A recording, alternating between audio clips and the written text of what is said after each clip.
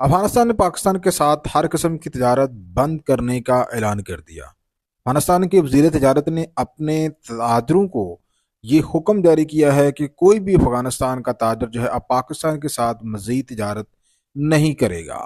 और उन्होंने कहा कि अगर कोई भी पाकिस्तान के साथ किसी भी तरीके से खुफिया तरीके से या ज़ाहरी तरीके से तजारत करता पकड़ा गया तो उसके खिलाफ सख्त कानूनी कार्रवाई की जाएगी।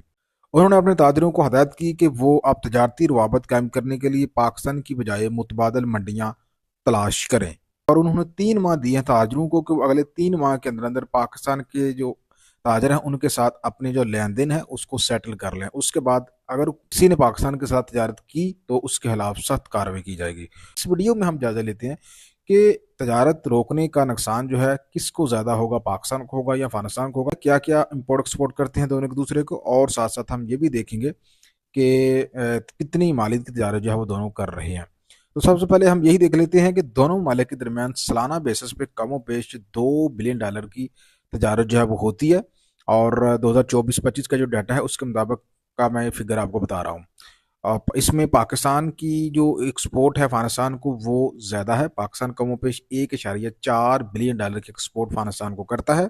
वहीं अफगानिस्तान की जो एक्सपोर्ट है पाकिस्तान वो तकरीबन $600 मिलियन है, यानी कि पाकिस्तान की ज़्यादा है और अफगानिस्तान की कम है। तो किसका ज़्यादा नुकसान होगा, तो जाहिर है इसमें पाकिस्तान ज़्यादा एक्सपोर्ट करता है अफगानिस्तान को, तो इसमें पाकिस्तान का ज़्यादा नुकसान है।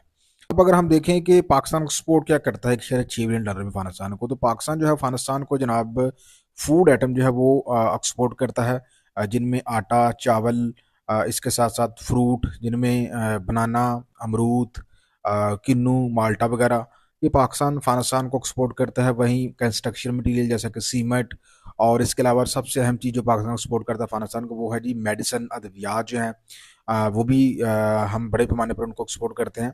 और इसके साथ साथ जो है गारमेंट्स, कपड़े वगैरह, ये भी पाकिस्तान से अफगानिस्तान जाते हैं। वहीं अगर बात करें अफगानिस्तान पाकिस्तान को क्या एक्सपोर्ट करता है, तो अफगानिस्तान से आते हैं जी फ्रूट, जिनमें मेन है जी अंगूर, केला और सेब। और इसके अलावा ड्राई फ्रूट भी पाकिस्तान अफगानिस्तान से जो है वो एक्सपोर्ट करता है। और इसके साथ साथ जो कारपेट हैं, हैंडीक्राफ्ट्स हैं, इस तरह की चीज़ें अफगानिस्तान से पाकिस्तान आती हैं।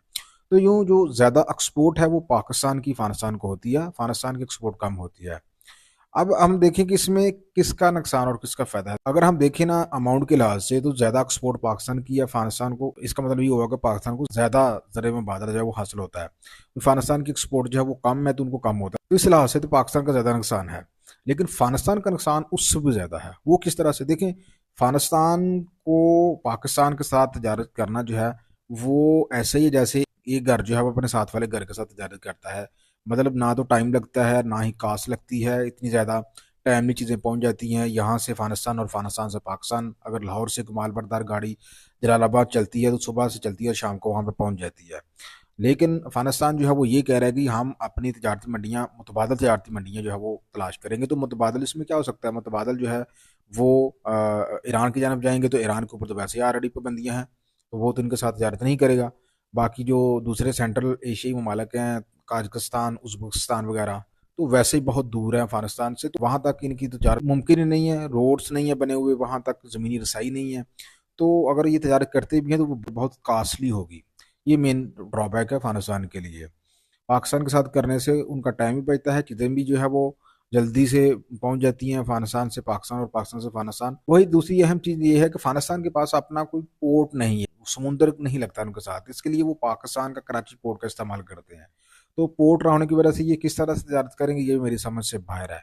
वही अफगानिस्तान जो है इसके साथ तजारत पाकिस्तान ही कर रहा था, और पाकिस्तान अफगानिस्तान जो है वो बार्टर सिस्टम के जरिए भी तजारत करते थे, यानी कि अफगानिस्तान उसके साथ दुनिया में कोई तजारत नहीं कर सकता, कोई उसके साथ बिजनेस नहीं कर सकता, क्योंकि उसकी हुकूमत को कोई मानती नहीं है। तो इसका मतलब ये हुआ जब उसके यहाँ सरमायाकारी नहीं होती, उसके साथ कोई लेन देन नहीं करता, तो फिर वो डॉलर कहाँ से लेगा। और डॉलर के बगैर पाकिस्तान के साथ उसकी तजारत हो जाती थी, लेकिन दूसरे मालिक तो जाहिर है वो तो इसके साथ बार्टर सिस्टम नहीं जो है वो कबूल करेंगे, तो उसके लिए इसको डॉलरों की जरूरत होगी, ये डॉलर कहाँ से लेंगे। ये है सबसे बड़ा नुकसान अफगानिस्तान के लिए। वहीं अफगानिस्तान ये भी कह रहे हैं जी हम अद्वियात अब पाकिस्तान की बजाय हिंदुस्तान से लेंगे, तो हिंदुस्तान से अद्वियात किस तरह से लेंगे, क्योंकि हिंदुस्तान के साथ उनका कोई ज़मीनी रास्ता नहीं लगता। पाकिस्तान के रास्ते ये वाघा के जरिए हिंदुस्तान से अदब चीज़ें थी वो एक्सपोर्ट कर रहे थे। तो जब पाकिस्तान के साथ मुकम्मल पाबंदी लग जाएगी तो इसमें वो अद्वियात किस तरह से कहाँ से खरीदेंगे। फ़ज़ाई तौर पर ये तजारत कर नहीं सकते और ज़मीनी रास्ते में इनको पाकिस्तान के ऊपर डिपेंड करना पड़ता। तो इसमें ज़्यादातर जो नुकसान है ये अफ़गानिस्तान का ही होने वाला है। हाँ, पाकिस्तान में जो अनार है वो महँगा हो जाएगा, सेब, अंगूर महँगा हो जाएगा।